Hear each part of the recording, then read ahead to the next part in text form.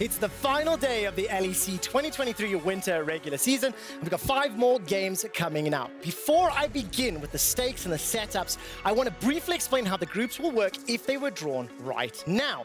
As you can see, we have the standings going into the final day of week 3, and the teams that are locked into either Group A or Group B will be decided once we hit the Draw Groups button at the end of the day. Crucially, each group must feature a team from Pool 1, Pool 2, Pool 3, and Pool 4.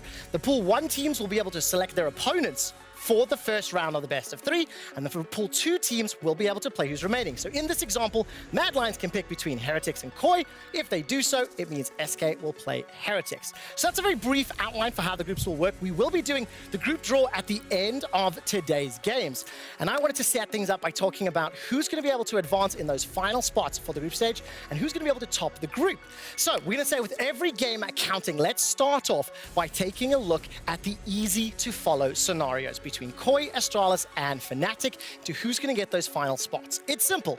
Koi and Astralis are playing one another. When we look at the lock-in scenarios for top 8, if Koi win, they jump up to 100%. If I turn my attention to Astralis, rather, highlight them, it's not working, so deselect, then select. If Astralis win, they jump up. Automatic advance. What does this mean for Fnatic?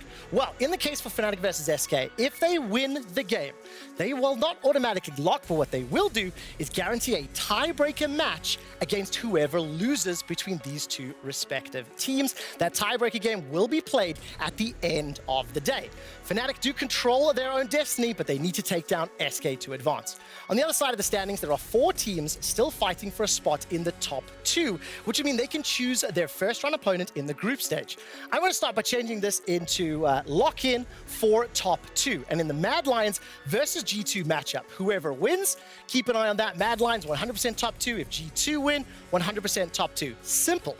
For Vitality, when they look at their match against XL, if Vitality win the game, they are guaranteed a first place because of the winning head-to-head versus G2 and Mad Lions. However, if Vitality lose that game, it opens up the door for a team like SK to sneak into the top 2. Right now, you can see them sitting at 0%. However, if Mad Lions pick up that win, because of the head-to-head record against both G2 as well as Vitality, it means that SK can make their way to the top of the table, pick their opponent in round 1 of groups. Every single game counts. It's not just about making the top 8. It's also about fighting for seeding. Do not touch that browser. The LEC starts right now. Thank you very much. Yeah, really don't touch the browser, please. No. Live, don't touch the browser. Don't touch the browser. Thanks, Laure. Trevor. Really happy to join you today for this last day of the regular season. I have Naimira and Ender with me to talk you through the day. I have never felt smaller, guys. I had to bring up this guy is literally like the only person in LoLeSource broadcast that is taller than me. I feel like I have to look up to someone now in a real physical sense. Something crazy though. Here, can we go to the wide shot? Can we go to the jib? Hold on for a second. The big one, yeah, okay. Laure, look at us. We're the same height! Wow, disappear into the shadows. All right. All right, come back here. We have a lot of topics to cover before the first game. Lots at stake here, especially in looking at the Koi versus Astralis matchup. Winner will advance to the group stage. What did we think of Koi so far?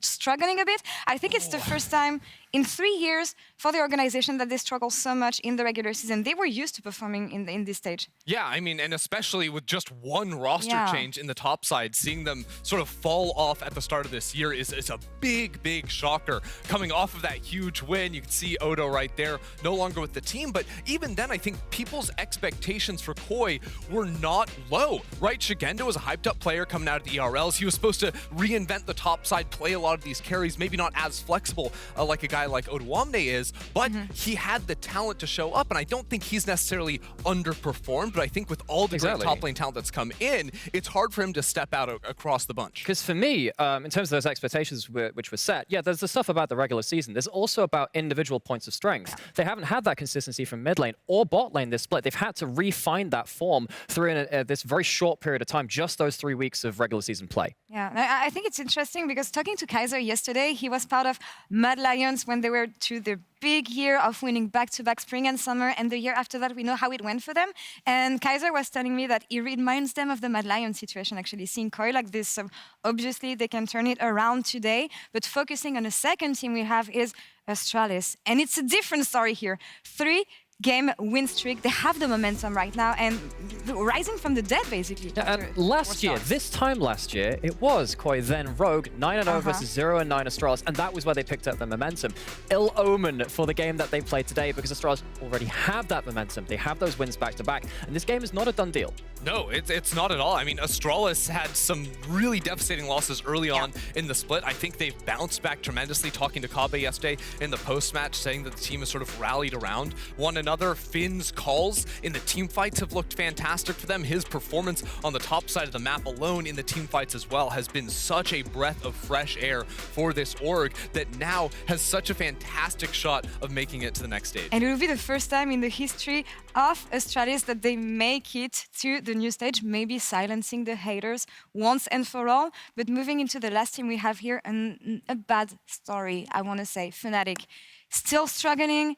We said the stage yesterday also would be the first time that the 7-time LEC champion, EU Titan, making it in 20 consecutive time in the playoff stage. They could miss out this time, and from the games that we saw from them yesterday, it doesn't look good, Andrew. No, it doesn't. I mean, this is a team that Reckless lifted so many trophies with them, but the fact of the matter is, this team can't figure out anything realistically that is working for them, right? Like, you look at their game yesterday and it felt like you have a lot of disoriented or disconnected players, people trying to step up, maybe push too far, take a fight they shouldn't, and just falling one by one. This is not a team that's playing together. And with just one day to try and turn everything around, it's hard to have any hope. And to put it bluntly, I don't think I've ever seen Fnatic be this discoordinated. This is a team which is less than the sum of its parts, and that is incredible to say about such storied, talented individuals. When you look at the fact that they replaced the bot lane, Reckless coming back, which was something expected for the fans, but also for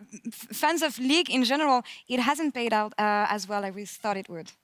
No, and again, it really is going to have to be this, similar to Summer in the last split, where they had that one last shot versus Misfits in that tiebreaker, try and make things work. That was a different story, though. Even in that time, we saw some bright sparks of Fnatic to build on.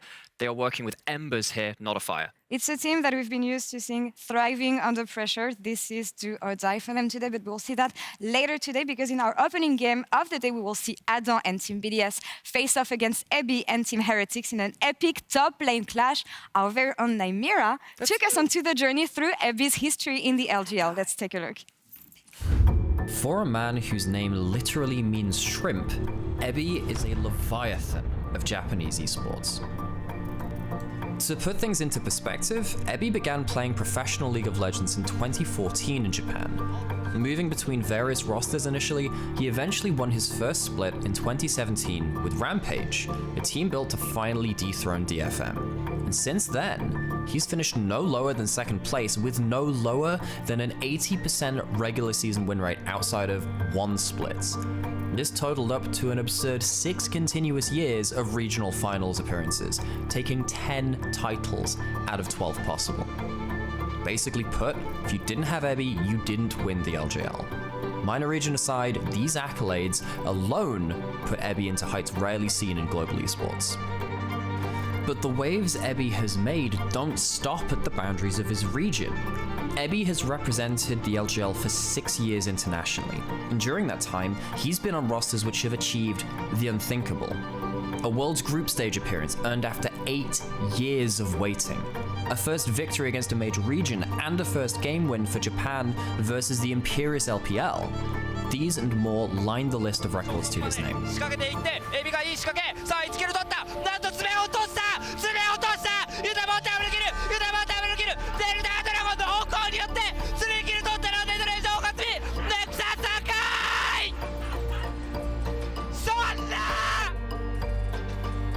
Now, this big fish has found a larger pond to explore, and new challenges to pit his skills against. As of now, Ebby has become the first and only Japanese player to ever play in a major region in League of Legends.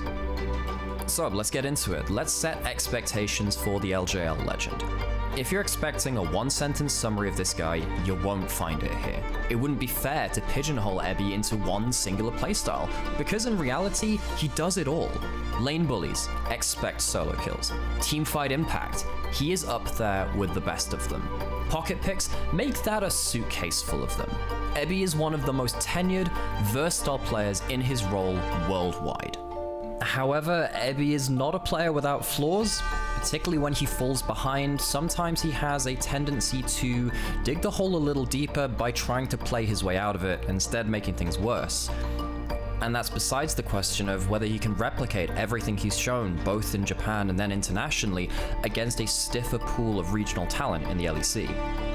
Gameplay doesn't begin to tell the whole story of a player like Ebby, however. When Ebby announced his intentions to play abroad, there was a hint of bittersweetness. He is the symbol of a region. He has carried the flag of Japan and the LJL for such a long time.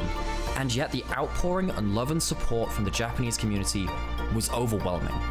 He comes into the LEC now buoyed by the hopes and dreams of his home region, sent forth to carry that same flag just on different soil, and to make the most of this unprecedented opportunity.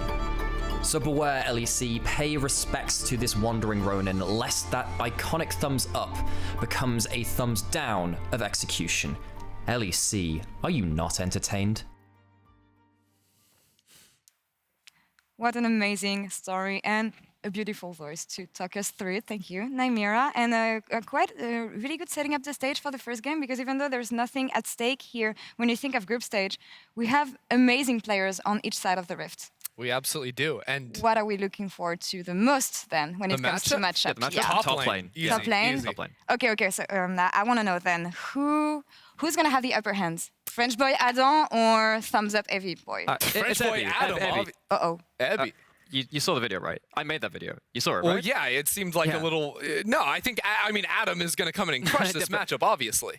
But no, you know, he's got But his like... Darius is so good. Yeah, like, does he have, Darius does he have destroys 10 titles? K'Sante. Does he have double-digit titles? No, Does we he have need that? to... No, Does he have that? Sorry. I didn't think so. This is going to be settled in discussion. Should We're going to settle this over here. But You sure you're ready we'll for be this? back to you I in a don't think second. you're ready for this. I don't think Adam is ready for 1v1 this. me, bro.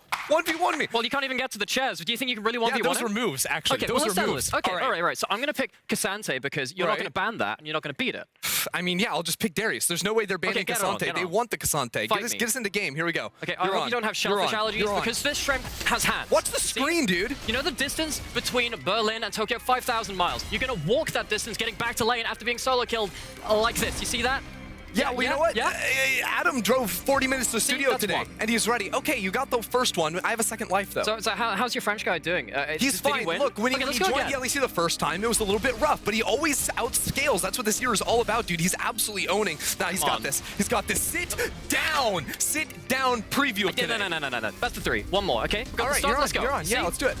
See, what did you just say about him? You see, I'll have you know, Ebby graduated the top of his LJ class with 150 confirmed solo kills. Yeah, but in the Really LEC, doesn't stop. how many solo kills does he have? No taggins? Not as I many. thought we said no taggins. When has top lane ever been an honorable 1v1? Look, the fact of the matter is, Adam has more solo kills still losing than this. Ebby. He has more solo kills. He's going to destroy Yeah, him. in His this split, champ wait pool until this counters game. him. Don't even worry about it. Look, I'm starting on half HP, and I'm still going to own you. I'm going to absolutely This is destroy going you. way Oh, too you're close. on. You see, I'm you're winning going this. down. Shouldn't have banned it. Nope. Ebby can't do anything against this one. No. Get so close. Come on, Adam. Come on. Good. One He's more, got one more, this one more. easy. Oh, my. Wait, how Down are you top. healing? See, so easy. What you... L. But I won, right? I won, right? Adam's got this. Easy No, peasy. it's Ebby. Ebby won this, right? I think it's a draw here, but we have to break this tie on stage actually. So Veli and Initialize, talk us through picks and bans.